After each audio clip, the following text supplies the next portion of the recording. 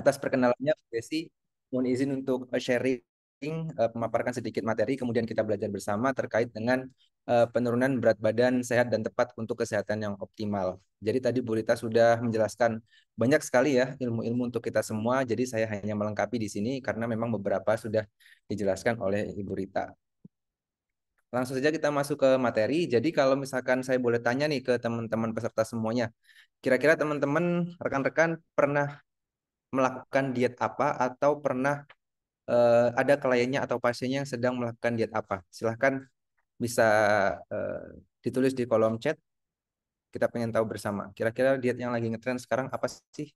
Kalau di zaman dulu sebelum tahun ini mungkin ada diet, ada yang pernah dengar diet Yakult nggak? Jadi di TikTok itu sempat viral gitu kan. Jadi dia itu sehari minum Yakult sampai 5 sampai 10 botol gitu kan biar jadinya diare. Jadi ketika diare akhirnya berat badannya turun. Tapi yang turun kan cairan gitu. Jadi dia itu iming-imingnya berat badannya bisa turun cepat dengan minum Yakult ya. Ini saya sebut merek ya kebetulan ya. Setiap hari itu bukan lagi satu, bukan lagi dua, tapi 5 sampai 10. Ada lagi diet diet yang dulu sempat artis juga viral gitu kan. Kalau nggak salah tahun 2020, tahun 2020 atau 2021. Jadi dietnya itu mengatakan bahwa sayur itu dapat menghambat penurunan berat badan. Kemudian ada lagi diet golongan darah. Jadi diet itu harus disesuaikan dengan golongan darah dan seterusnya dan seterusnya. Coba kita cek di kolom chat ada dua intermittent fasting ya, diet keto. Itu adalah diet yang memang sedang tren saat ini ya. Intermittent fasting ya, diet keto dan seterusnya. Itu masih masih oke lah gitu kan karena memang ada bukti-bukti ilmiahnya. Tapi kalau misalkan seperti diet Korea gitu kan, Ayu diet gitu kan, kalau teman-teman pernah mendengar. Jadi sehari cuma makan pagi itu ubi, siangnya susu, malamnya ubi lagi gitu kan, dilakukan beberapa hari selama berturut-turut untuk turun berat badan dengan cepat. Jadi itu adalah beberapa jenis diet yang ngetren gitu kan, viral.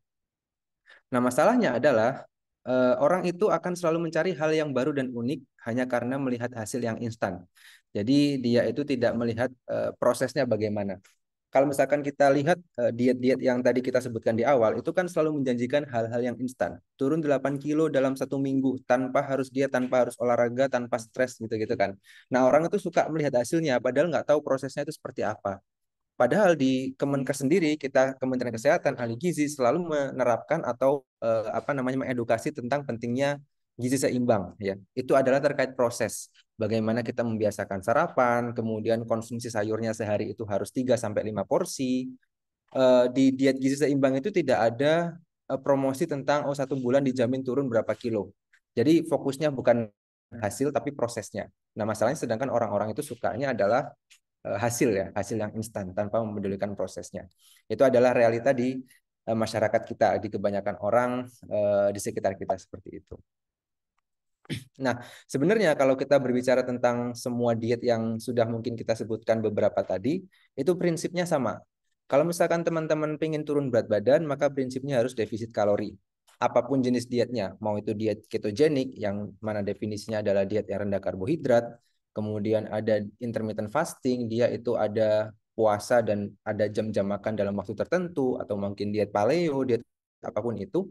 Kalau memang tujuannya untuk turun berat badan, itu yang penting adalah prinsip utama pertama adalah defisit kalori. Nanti kita bahas prinsip-prinsip yang lain. Tapi itu dulu yang kita bahas. Jadi ibaratkan saya itu rumah Surabaya, kemudian saya ingin menuju ke Jakarta. Nah, ke Jakarta adalah tujuannya gitu kan. Mau kita itu naik pesawat, mau naik kereta, mau naik motor, mau naik mobil, mau ngesot, mau jalan kaki, itu adalah caranya gitu kan. Cara itu bisa bermacam-macam. Tapi tujuannya tetap satu, yaitu dari Surabaya ke Jakarta. Samanya dengan diet, kalau misalkan mau turun berat badan, mau pakai diet ketogenik, mau pakai diet vegetarian, mau pakai intermittent fasting, itu adalah cara. Yang penting tujuannya bagaimana kita bisa mencapai kondisi defisit kalori. Cara boleh macam-macam, tapi tujuannya satu.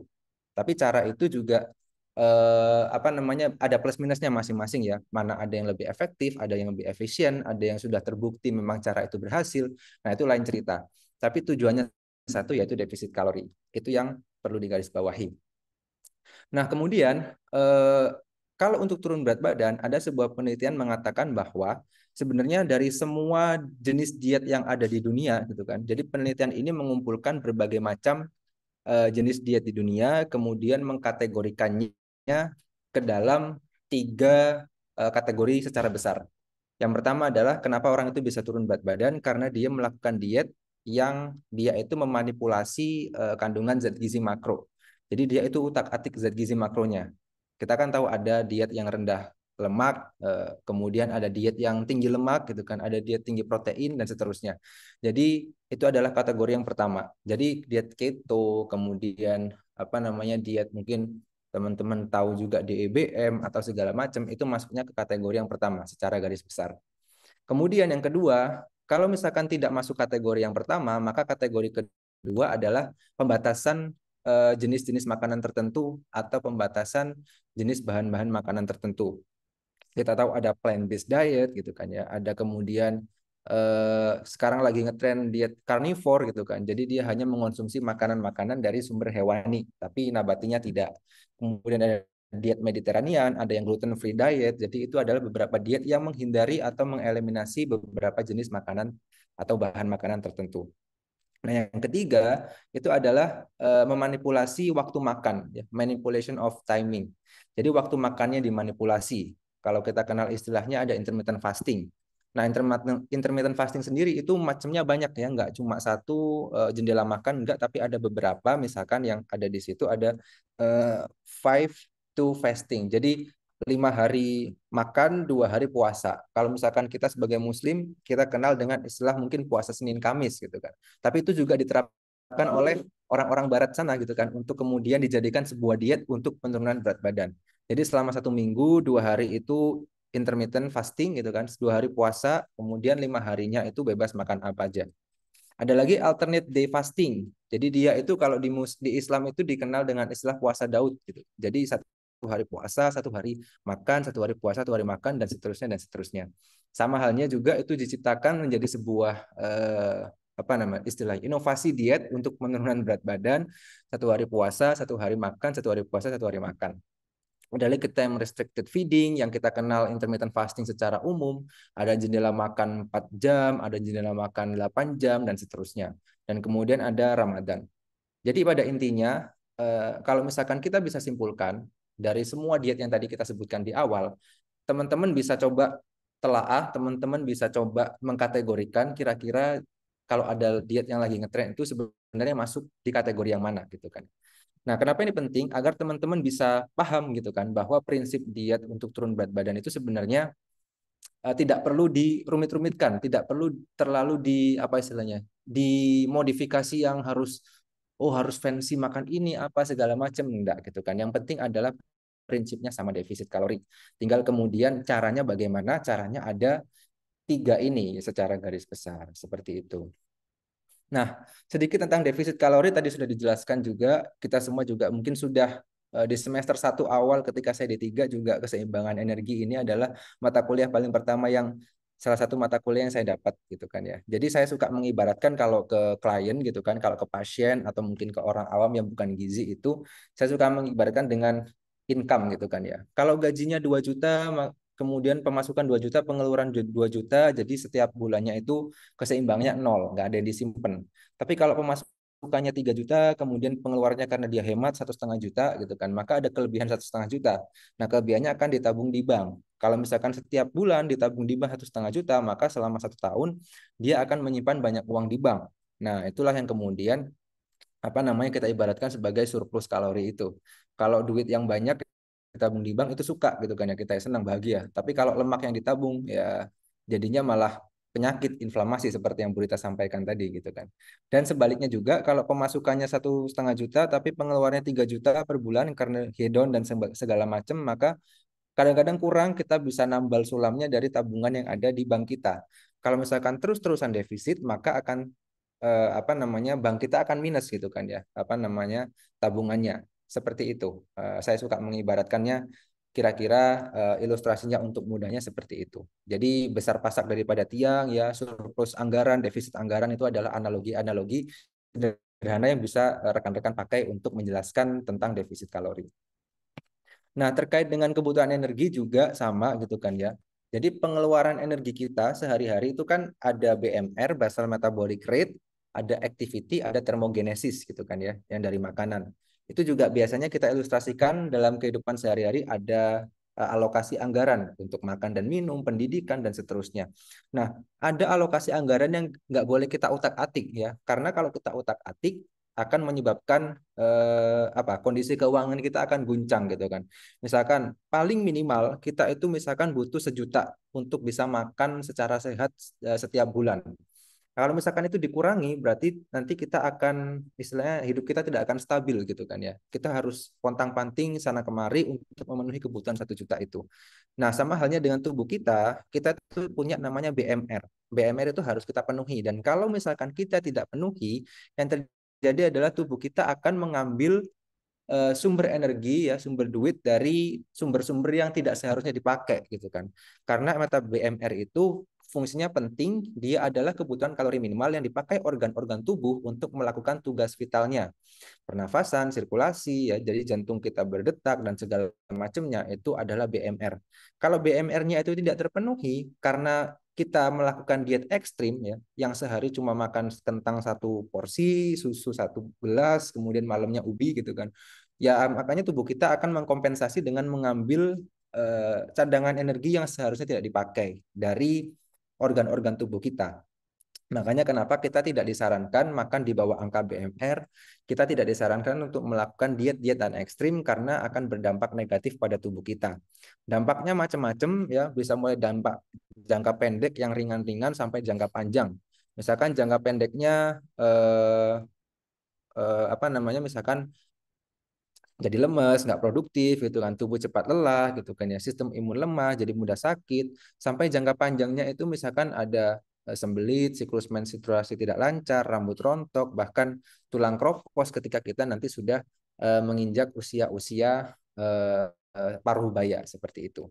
Jadi dampaknya itu sangat banyak ketika kita itu melakukan diet ekstrim dan itu penelitiannya juga sudah banyak. Nah, maka dari itu saya selalu menyarankan untuk menghindari yang namanya fat diet gitu kan. Fat diet itu adalah istilah diet yang dia itu ciri-cirinya biasanya viral pada waktu-waktu tertentu aja gitu kan. Biasanya 1 tahun sekali pasti ada keluar jenis diet baru yang viral gitu kan. Kemudian tapi dia nggak berumur panjang gitu kan. Jadi umurnya pendek, mungkin cuma 2 bulan, 3 bulan, dibahas di mana-mana gitu kan. Media meliput, kemudian podcast-podcast itu suka membahas gitu kan. Umurnya pendek ya, 2 bulan, 3 bulan, setahun mungkin. Tapi dia itu tidak sesuai dengan kaidah ilmu gizi dan biasanya menjanjikan turun berat badan dengan cepat gitu kan. Misalkan pakai cara diet ini, turun 10 kilo dalam 1 minggu tanpa olahraga, tanpa atur pola makan, tanpa stres, sudah BPOM dipakai banyak artis, bisa menyembuhkan berbagai macam penyakit gitu kan. Orang kolesterol pokoknya dari ini kolesterolnya bagus.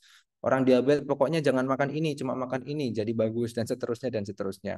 Itu adalah ciri-ciri fat diet yang harus kita hindari atau kita istilahnya janji-janji manis itu harus kita waspadai. Jadi selain janji manis dari ini ya beberapa eh, caleg gitu kan ya, kita juga harus menghindari janji-janji manis dari para promotor fat diet seperti itu. Nah, ini adalah contoh-contoh dampak nyata dari diet ekstrim, melakukan diet ekstrim. Yang sebelah kanan itu adalah contoh-contoh yang ada di komentar Instagram saya. Jadi rambutnya rontok, hampir botak gitu kan ya. Kemudian pakai produk hair care apapun tetap aja rontok gitu kan ya. Tapi sekarang sudah enggak karena sadar tubuh itu punya gizi yang harus pakai gizi yang cukup. Dulu mensnya terlambat berbulan-bulan ya, kulitnya kusam, rambut rontok gitu kan ya, saya kayak zombie dan seterusnya. Jadi kurus tapi nggak sehat, tapi kurusnya itu kayak orang sakit. Nah, kalau di luar negeri juga sama, diet ekstrim meninggal karena apa? Melakukan diet ekstrim jelang pernikahan. Kalau ini ada diet matahari gitu kan ya. Jadi ini lucu sih. Kalau misalkan teman-teman tahu tumbuhan kan berfotosintesis ya untuk mendapatkan energi dari sinar matahari. Nah, katanya itu kalau misalkan tumbuhan aja bisa gitu kan ya untuk mendapatkan sumber energi dari matahari dengan cara berfotosintesis, seharusnya manusia juga bisa karena manusia itu makhluk yang lebih sempurna daripada tumbuhan gitu kan. Jadi dia nggak makan, cuma berjemur gitu kan untuk mendapatkan energi dari fotosintesis ya hasilnya kemudian meninggal. Dan seterusnya. Ini adalah beberapa contoh berita-berita tentang kejadian turun berat badan dengan cepat ya, pengennya hanya mendapatkan hasil yang cepat tapi tidak mempedulikan prosesnya seperti apa. Nah, kita masuk. Jadi bagaimana cara melakukan diet yang sehat, yang tepat gitu kan. Tadi Ibu Rita juga sudah menjelaskan banyak hal gitu kan. Saya hanya menambahkan, kalau saya biasanya suka menerapkan atau memberikan saran untuk menerapkan tiga ini ya. Yang pertama itu benar mindsetnya, yang kedua benar ilmunya, dan ketiga benar actionnya gitu kan ya. Jadi yang pertama benar mindsetnya adalah tadi juga sudah dijelaskan bahwa tubuh kita itu bukan sekedar berat badan, tapi di berat badan itu ada komposisi tubuh, ada otot, ada lemak, ada air, ada tulang dan seterusnya. Jadi sebaiknya kita punya mindset bahwa untuk turun berat badan, untuk melakukan diet itu sebaiknya tidak hanya berpatokan dengan berat badan saja. Ada parameter-parameter lain yang juga perlu kita perhatikan ya selain berat badan. Misalkan dari posisi tubuhnya, kadar lemaknya, lingkar pinggangnya, lingkar perutnya gitu kan ya. Jadi tadi kalau ada pertanyaan kenapa sudah diet tapi berat badan tetap stuck? Nah, itu mungkin saya bisa menambahkan jawabannya. Coba lihat parameter lain selain berat badan. Misalkan apakah lingkar perutnya itu sudah berkurang gitu kan ya. Karena ketika lingkar perut berkurang, lingkar pinggangnya berkurang, bukan berarti eh, proses dietnya tidak berprogres gitu kan. Tapi ada perubahan komposisi tubuh di situ. Mungkin kadar lemaknya turun tapi massa ototnya naik sehingga ketika itu terjadi secara bersamaan berat badannya mungkin tetap di situ seperti itu. Jadi memang harus dilihat parameter-parameter lain. Jadi setelah ini diharapkan mindsetnya itu bukan hanya sekedar turun berat badan, tapi juga dilihat dari parameter-parameter yang lain. Nah, ini contoh tadi juga mungkin sudah ya. Ini hanya sekedar edukasi. Jadi orang dengan tinggi badan yang sama, dengan berat badan yang sama, tapi ketika komposisi tubuhnya berbeda, itu akan menghasilkan visual tubuh yang berbeda juga gitu kan ya. Kalau ini kadar lemaknya tinggi, ini kadar lemaknya lebih rendah, visualnya akan terlihat berbeda.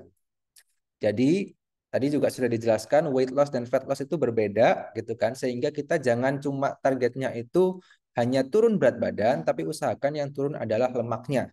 Karena itu banyak sekali manfaatnya dibandingkan kita hanya berpatokan dengan berat badan saja.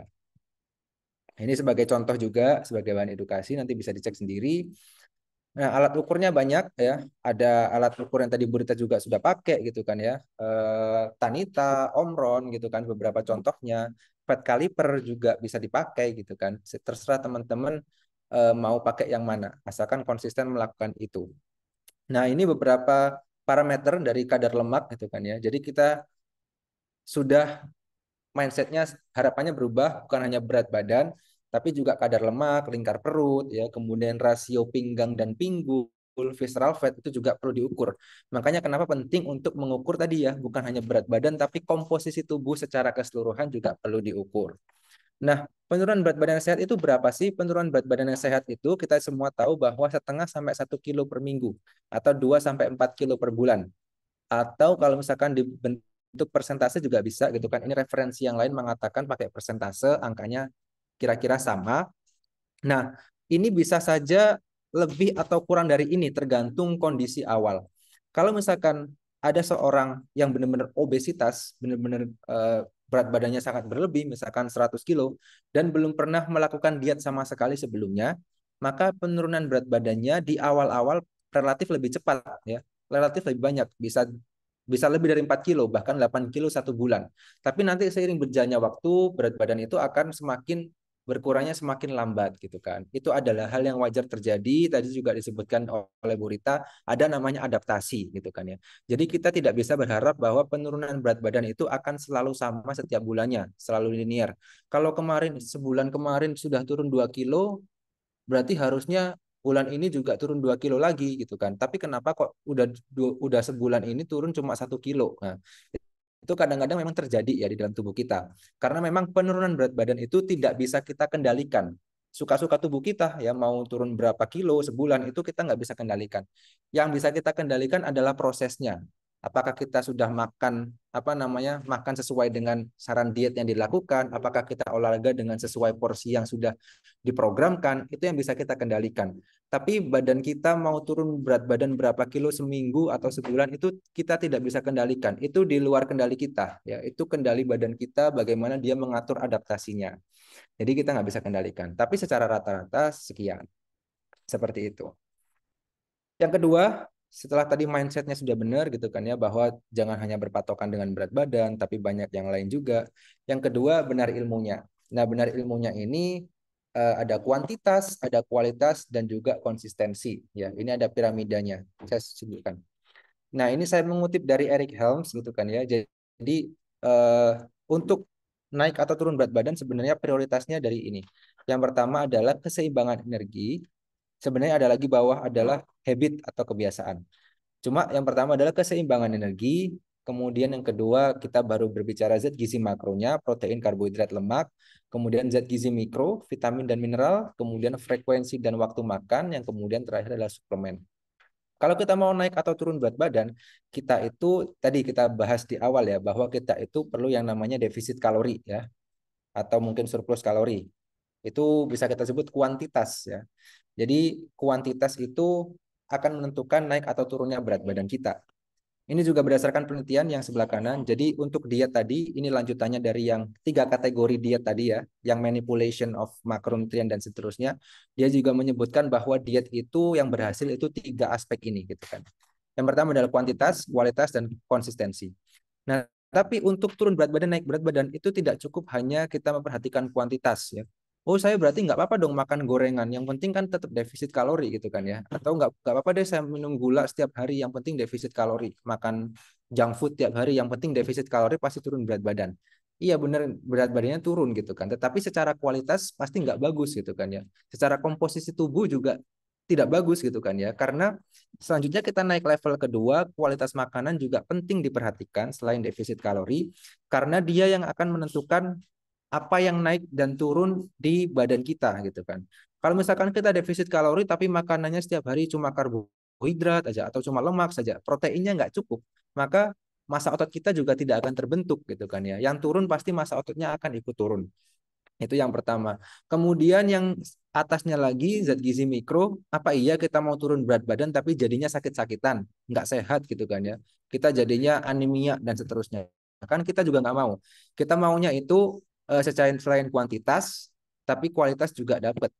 Kita pengennya turun berat badan tapi juga sehat secara fisik ya, nggak anemia, kemudian nggak tulang kropos.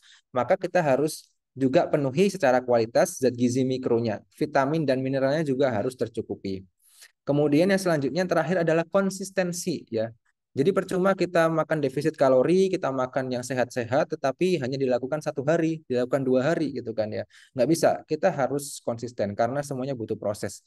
Kita naik berat badan dari 60 ke 80 itu juga nggak terjadi dalam 1 malam, bertahun-tahun, berbulan-bulan. Maka untuk turun berat badan juga kita harusnya berekspektasi hal yang sama, bahwa kita butuh proses. Nah, agar kita prosesnya bisa konsisten gitu kan ya, maka kita harus fleksibel gitu kan ya. Dalam arti fleksibel itu selain keseimbangan energinya udah dapet, kemudian zat gizi makro mikronya juga udah terpenuhi, maka PR selanjutnya adalah fleksibilitas, yaitu terkait frekuensi dan waktu makan. Nah, kalau teman-teman misalkan memang ada yang memang bisa melakukan intermittent fasting gitu kan ya, bisa makan sehari cuma sekali, silahkan gitu kan. Tapi nggak semua orang, tidak semua orang itu cocok dan bisa melakukan itu. Jadi tidak harus intermittent fasting. Ya ada yang cocoknya 1 hari 3 kali gitu kan, atau mungkin aktivitasnya tinggi di pagi hari sehingga harus sarapan, maka itu silahkan disesuaikan. Jangan memaksakan, oh saya harus harus intermittent fasting kalau ingin turun berat badan. Nggak ada gitu kan. Karena penelitian menyatakan bahwa mau itu intermittent fasting ataupun yang makan biasa 3 kali sehari, asalkan kalorinya sama gitu kan dan proteinnya sama, itu penurunan berat badannya itu tidak ada perbedaan yang signifikan. Itu kalau masalah turun berat badan. Tapi untuk masalah produktivitas, apalagi pelajar, tentunya kita tahu bahwa sarapan itu penting ya untuk menunjang aktivitas di pagi hari. Jadi itu lain cerita lagi gitu kan ya. Kemudian suplemen juga itu terkait konsistensi ya. Jadi dari zat gizi dari makanan yang mungkin tidak cukup, maka mungkin dibutuhkan suplementasi seperti itu ya. Tapi itu tidak wajib ya. Suplemen hanya dibutuhkan ketika semua yang di bawah ini sudah dilakukan secara benar dan tepat. Tapi kemudian memang ada peningkatan kebutuhan atau memang karena asupannya kurang atau memang ada gangguan absorpsi, maka suplemen mungkin dibutuhkan. Seperti itu. Ini overview, teman-teman sudah paham, jadi bisa langsung saya skip. Ini juga overview ya, ini terkait dengan kuantitas ya dan kualitas di sini sesuai dengan rekomendasi dari Kemenkes, isi piring gizi seimbang. Ini model yang lama, belum diupdate. Nah, yang terakhir adalah benar actionnya. Jadi setelah kita tahu mindsetnya bahwa berat bukan hanya terkait berat badan, tapi ada aspek lain. Kemudian ilmunya juga tahu bahwa kita itu kalau mau naik atau turun berat badan harus memperhatikan kuantitas makanannya, memperhatikan kualitas makanannya, dan juga konsistensinya harus dijaga. Maka yang ketiga adalah eksekusinya, gitu kan ya. Mindsetnya udah benar, ilmunya sudah dapat. Nah, eksekusinya bagaimana? Eksekusinya itu begini, gitu kan ya. Jadi yang pertama itu kadang-kadang suka muncul pertanyaan, berarti kalau mau turun berat badan kan harus defisit kalori. Berarti harus dihitung dong kalorinya setiap hari yang dimakan gitu kan ya. Nah, itu ada dua cara, tidak harus dihitung. Jadi ada cara tracking kalori dan non tracking kalori gitu kan ya. Kalau misalkan teman-teman mau lebih akurat dan mau belajar kandungan kalori dalam beberapa makanan, maka perhitungan kalori setiap hari itu mungkin dibutuhkan. Tetapi itu tidak untuk semua orang sekali lagi karena kadang-kadang ada orang yang memang nggak mau ribet ngitung-ngitung, males ngitung-ngitung, maka bisa memakai metode yang tidak perlu menghitung kalori. Nah, bagaimana cara yang tidak mau menghitung kalori? Ada berbagai macam cara. Yang pertama menggunakan isi piring T yang sudah juga di apa namanya dipromosikan oleh Kemenkes bahwa makanannya harus seperti ini setiap kali makan. Atau kalau misalkan nggak pakai piring gitu kan, misalkan makan nasi Padang tapi dibungkus gitu kan ya, bisa pakai ukuran porsi tangan gitu ya. Jadi proteinnya itu satu telapak tangan sampai dua telapak tangan, kemudian sayur-sayurannya satu sampai dua kepal tangan dan karbohidratnya satu sampai dua kepal tangan. Jadinya seperti ini. Ya, kalau misalkan nggak pakai piring, kan nggak semua orang pakai piring, ada yang pakai kertas minyak mungkin. Oh, berarti gimana cara bentuk piring T-nya? Ada yang bertanya begitu ya. Jadi bisa pakai cara ini. Atau yang kalau misalkan makan di luar juga sama prinsipnya gitu kan ya. Mau ngitung kalori boleh, mau nggak ngitung kalori boleh. Apakah kemudian makanan di luar itu selalu nggak sehat? Pasti nggak sehat. Enggak. Asalkan saya selalu ingat apa namanya kata-kata Burita gitu kan ya. Yang pertama adalah porsi, yang kedua cara pengolahan, dan yang ketiga adalah padu padan gitu kan ya. Ini kata Burita gitu kan ya. Dan itu memang benar gitu kan. Apa namanya tiga kunci yang menurut saya itu sangat benar-benar kuncinya, inti inti dari inti, core of the core-nya gitu kan katanya. Jadi porsinya itu harus sesuai dengan tadi gitu kan ya, piring T ataupun yang kepal-kepal tangan. Kemudian cara pengolahannya kalau misalkan beli di luar ya pilih semaksimal mungkin pilih yang mungkin apa jenis lauk-laukan yang tidak digoreng gitu kan. Misalkan apa namanya yang dipepes, dikukus ya atau mungkin diungkep atau mungkin di apa istilahnya di kuah gitu kan dibandingkan yang digoreng dan padu padannya. Kalau misalkan beli nasi Padang ya minta request apa namanya nasinya itu satu centong kecil ya, sayurnya ditambahin, proteinnya ditambahin. Kalau misalkan sudah ada nasi berarti nggak pakai apa namanya sambal goreng kentang atau mungkin kerupuknya juga dikurangi, es tehnya juga nggak pakai gula gitu kan ya. Jadi padu padan dari setiap zat gizi makronya itu perlu disesuaikan lagi gitu kan ya. Itu adalah kunci ketika kita ingin makan di luar. Kalau biasanya saya pakai prinsip ini. Nah, yang terakhir bagaimana cara bukan terakhir, sorry. Bagaimana cara menjaga konsistensi ketika kita berdiet? Jadi ada prinsip 80-20 ya. Jadi kita itu sehat ya harus gitu kan. Tapi jangan lupa bahagia juga gitu kan ya. Jangan sampai kita hanya mengejar sehat tapi kita nggak bahagia. Jangan sampai kita mengejar kebutuhan tubuh kita tapi keinginan lidah kita nggak kita penuhi gitu kan ya. Jangan sampai kita sehat fisik tapi psikisnya nggak sehat. Jadi biasanya saya itu ini juga ada teorinya gitu kan ya. Prinsip 80-20. Jadi 80% dalam setiap hari kita itu harus tetap makan sehat gitu kan ya. Sayur-sayurnya terpenuhi, kemudian proteinnya terpenuhi, buah-buahnya terpenuhi. Tapi kita sisakan ruang sekitar 20% untuk makanan-makanan yang memang kita inginkan. Dengan catatan tadi 20% itu sedikit gitu kan. Bukan berarti mayoritasnya itu gitu kan ya. Misalkan pengen makan coklat atau mungkin sekali-kali pengen minum es teh gitu kan ya, itu masih ada ruang ya. Lagian juga di apa namanya di piramida gizi seimbang kita juga tahu bahwa masih bisa mengonsumsi gula garam lemak gitu kan ya. Tapi di paling pucuk atas gitu kan ya, 415 gitu kan ya, GGL ya. Jadi itu memang kita masih disisakan ruang untuk comfort food kita gitu kan ya. Makanan-makanan convenient food kita yang kita rasa itu enak-enak yang bisa membahagiakan kita gitu kan. Jangan sampai kita karena mengejar sehat setiap hari itu makan nasi merah, dada ayam rebus, brokoli rebus, nggak pakai bumbu gitu kan ya. Itu sehat secara fisik, tapi secara lidah, secara apa namanya kenikmatan itu akan kurang nikmat gitu kan ya.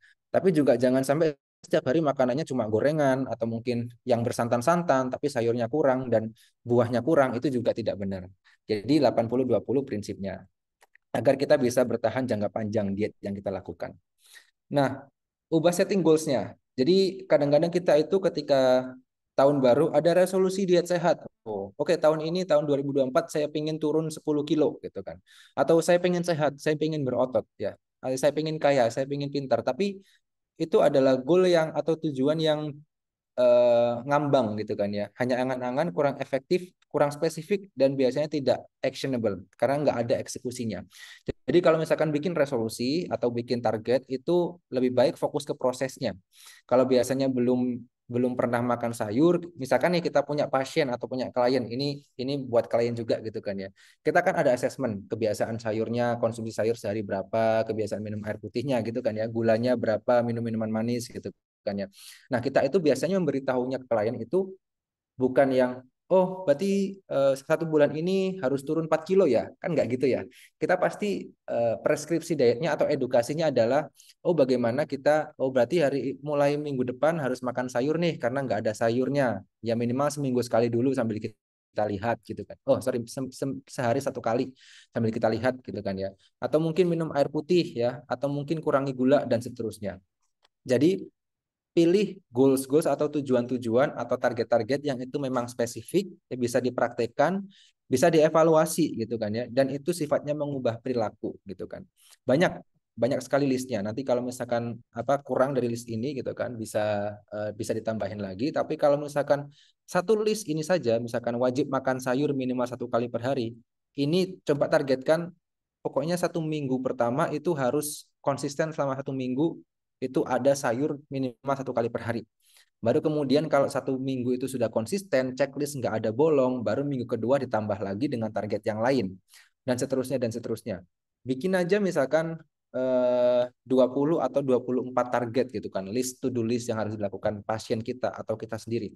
Maka itu sudah bisa jadi program kita ya, program coaching gizi kita untuk pasien itu bisa untuk 6 sampai 12 bulan, setengah sampai 1 tahun gitu kan ya, untuk program klien kita. Karena itu memang actionable dan itu bisa dievaluasi setiap hari gitu kan ya programnya seperti itu. Dan yang terakhir, nah kadang-kadang diet itu untuk turun berat badan itu tidak melulu atau tidak hanya soal mengurangi.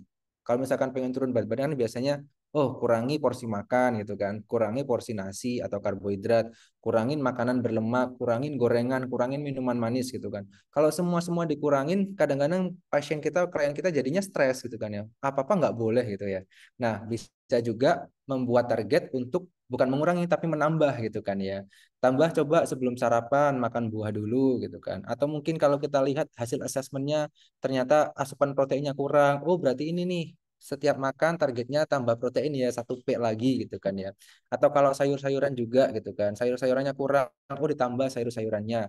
Tambah minum air putih setiap bangun tidur. Tambah makanan tinggi protein setiap kali snack gitu kan. Tambah stok buah dan sayur di rumah gitu kan ya. Jadi dua-duanya ini bisa dikombinasikan sehingga pasien itu nggak mendengar apa istilahnya advice dari orang gizi itu yang oh kurangi terus tanpa ada menambah, itu akan membuat bisa jadi pasiennya juga stres itu apa apa nggak boleh, gorengan nggak boleh, nasi harus dikurangi semua, jadi stres gitu kan ya. Jadi diselingi dengan menambah juga bisa gitu kan ya. Jadi ini bergantung dengan kondisi pasiennya seperti apa, hasil asesmennya, perilakunya seperti apa, dan kreativitas kita sebagai ahli gizi itu seperti apa. Kira-kira itu dari saya. Semoga yang sedikit ini bisa bermanfaat ya. Saya kembalikan ke Bu Desi selaku moderator. Baik, terima kasih kepada Bapak Muhammad Rizal SGZ MS selaku narasumber yang kedua. Selanjutnya akan kita berikan kesempatan kepada 3 orang peserta untuk memberikan pertanyaan dengan peraturan yang sama. Silakan memberikan tanda raise hand dan hanya boleh berbicara setelah kami persilahkan. Pertanyaan akan diberikan oleh 3 orang penanya terlebih dahulu dan kemudian akan dilanjutkan dengan jawaban oleh narasumber. Mohon bantuan para panitia. Apakah sudah ada yang raise hand?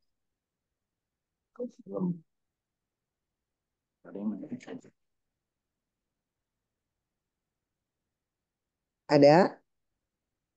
Bagaimana, panitia?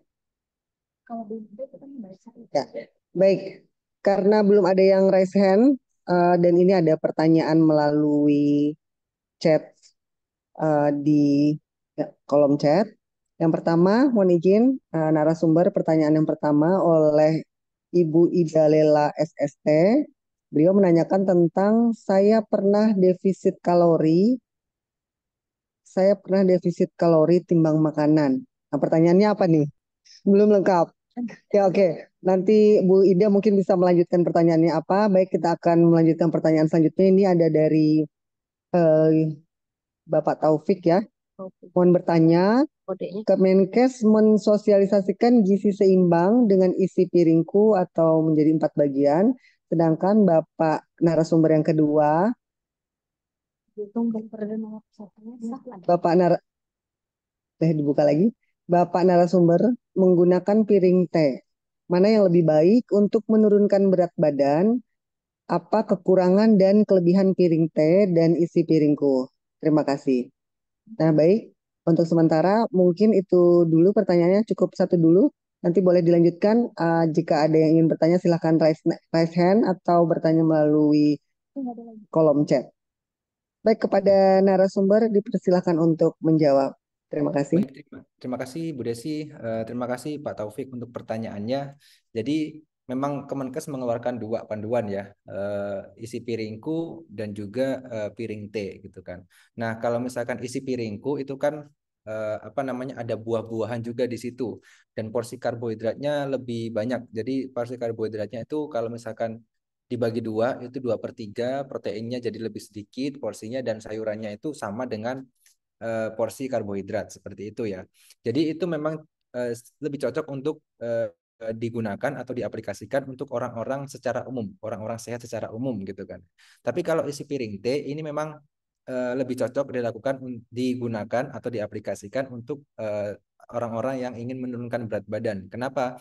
Karena yang pertama di piring T itu komposisi seratnya, komposisi sayurannya itu lebih banyak ya 2 kali lipat dibandingkan dengan porsi karbohidratnya gitu kan ya. Sedangkan kita tahu bahwa sayur-sayuran itu tinggi serat gitu kan ya. Kita tahu fungsi serat itu selain untuk kesehatan pencernaan juga dia itu memperlambat proses penyerapan makanan di dalam lambung, memperlambat proses pencernaan di dalam lambung sehingga ketika proses pencernaan makanan di dalam lambung itu lambat, maka kita akan lebih lama kenyang dan lebih lebih apa namanya lebih cepat kenyang dan lebih lama kenyangnya dan juga akan tahan lama sehingga tidak mudah lapar.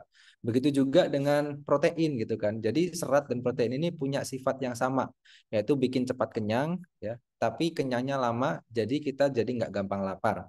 Nah, kalau misalkan di eh, isi piringku itu kan proporsi proteinnya juga lebih sedikit ya dibandingkan karbohidrat. Sehingga dari situ juga apa namanya secara umum itu bisa dilakukan, tetapi juga berdasarkan banyak penelitian itu dikatakan bahwa kalau misalkan kita ingin fat loss ya karena kita dalam kondisi defisit kalori, tubuh kita akan lebih rentan untuk tadi ya penyusutan massa otot ya karena kondisi defisit kalori. Sehingga kita perlu asupan protein yang sedikit lebih tinggi ya dibandingkan dengan orang-orang yang memang tidak ingin menurunkan berat badan. Fungsinya selain untuk tadi untuk agar kenyangnya lebih lama, tahan lama dan juga yang kedua untuk membantu mempertahankan massa otot ya ketika kita dalam kondisi defisit kalori. Nah, terus buah-buahannya ditaruh di mana? Buah-buahannya bisa ditaruh di luar itu ya untuk waktu snack makan gitu kan ya. Jadi snackingnya ketika jam 10, jam 4 atau mungkin malam-malam lapar itu bisa direkomendasikan dengan buah sehingga buahnya tidak dimasukkan jadi satu di dalam piring seperti di prinsip isi piringku. Kira-kira seperti itu jawabannya. Semoga terjawab. Baik, terima kasih Bapak, sangat jelas ya. Jadi ada dua pilihan itu artinya boleh memilih secara umum ataupun khusus di mana isi piringku itu adalah secara umum dan secara khusus untuk penurunan berat badan bisa menggunakan dengan piring teh. Baik begitu mungkin Bapak Taufik. Baik, pertanyaan yang kedua, mohon izin narasumber, di sini ada pertanyaan tentang yang mana? Oh, baik. Kita akan utamakan untuk yang raise hand dulu kepada Ibu Ida Hoiriah dengan nomor peserta 102. Dipersilakan untuk on cam. Ibu, silakan. Oke. Eh, Terima kasih atas kesempatannya kepada Bapak Muhammad Rizal. Ya, ini juga pertanyaan untuk Ibu Rita juga sih, ya. Saya ingin tahu perbedaan nasi putih ya, karena pada umumnya kan setiap kali diet itu kan kita harus mengurangi nasi putih dibandingkan dengan karbo yang lain ya. Sementara kalau kalau kita lihat di DKBM kan kadar nasi putih, nasi jagung maupun nasi merah itu kan sama ya untuk kadar kalorinya. Mungkin yang membedakan mungkin seratnya atau kenyang lebih lama. Yang ingin saya tanyakan, eh, kalau berapa berapa banyak perbedaan antara penurunan apa ya? Berapa banyak perbedaan nasi putih kalau kita pakai nasi putih dibanding nasi merah atau karbo yang lain, itu berapa signifikan untuk perbedaan penurunan kalorinya? Demikian Bapak. Terima kasih. Oke, baik. Dipersilakan kepada narasumber karena berhubung waktu, kita akan batasi ini pertanyaan yang terakhir. Disilakan. Oke, baik. Terima kasih Bu Ida atas pertanyaannya. Jadi kalau misalkan sebenarnya secara praktiknya, gitu kan, secara praktiknya kalau kita lihat balik lagi dari piramida tadi untuk yang kuantitas dan kualitas, kemudian konsistensi, dan juga dari hasil-hasil penelitian itu mengatakan kalau memang misalkan nasi putih selama memang tidak ada gangguan metabolik dan lain sebagainya, sama halnya dengan intermittent fasting ataupun tidak, maka penurunan berat badannya sebenarnya tidak ada perbedaan ya, asalkan memang kalorinya sama. Nah, masalahnya kenapa kemudian nasi putih itu sering dijadikan kambing hitam atas gagalnya diet gitu kan ya. Karena nasi putih apalagi mungkin ya ini mungkin ya apa namanya hipotesis saya, mungkin karena nasi putih apalagi dimakan hangat-hangat sama sambal gitu kan ya. Kemudian juga ayam goreng yang masih hangat gitu kan ya. Itu kan enak gitu kan ya. Kemudian membuat kita itu ingin nambah lagi gitu kan, sehingga tidak sadar kemudian apa istilahnya dari segi kalori juga akan lebih lebih banyak gitu kan. Sedangkan kalau misalkan pure dari nasi merah gitu kan, yang sudah pernah merasakan nasi merah dan memang tidak terbiasa karena memang nggak semua orang itu bisa makan nasi merah, itu rasanya lebih hambar gitu kan, sehingga itu akan membuat orang itu tidak bisa makan secara alami, secara umumnya tidak bisa mengonsumsi secara banyak gitu kan. Kebanyakan orang pada umumnya gitu kan ya. Baru makan 5 sendok, 7 sendok ya sudah karena rasanya nggak terlalu enak gitu kan. Akhirnya apa namanya nggak makan terlalu banyak sehingga otomatis akan terjadi kalorinya itu lebih sedikit dibandingkan dengan apa namanya konsumsi nasi putih. Itu yang pertama. Kemudian yang kedua memang dari segi serat, dari segi zat gizi, vitamin dan seterusnya memang nasi merah dan nasi coklat ya memang sedikit lebih bagus gitu kan, sedikit lebih tinggi dibandingkan dengan nasi putih.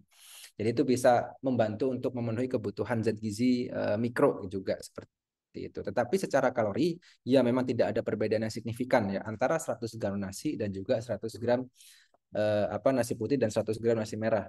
Sehingga sebenarnya tidak ada perbedaan ya untuk penurunan berat badan. Asalkan ketika di tracking kalori gitu kan ya, selama seharinya itu dua-duanya sama gitu kan, tidak ada perbedaan. Tapi yang membedakan karena nasi putih memang rasanya lebih manis, kadang-kadang orang secara tidak sadar itu bisa membuat mengkonsumsi nasi putih secara berlebihan secara tidak sadar.